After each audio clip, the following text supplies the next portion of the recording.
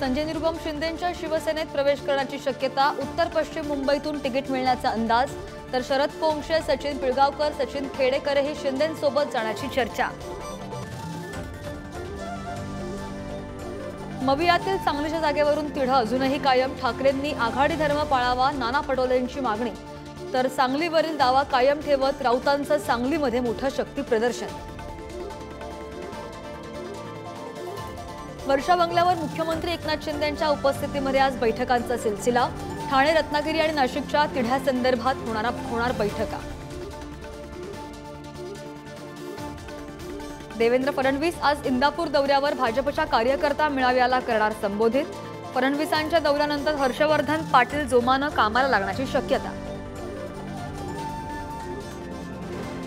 काँग्रेस पक्षाचा जाहीरनामा प्रसिद्ध। ज्ञान संकल्पनेवर आधारित काँग्रेसचा जाहीरनामा। महिला, युवक, शेतकऱ्यांसाठी आश्वासन। निवडणुकीसाठी न्यायपत्राचं अनावरण।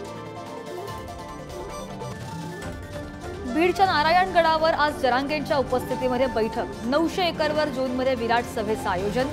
आजच्या बैठकीत सभेच्या नियोजनावर होणार चर्चा।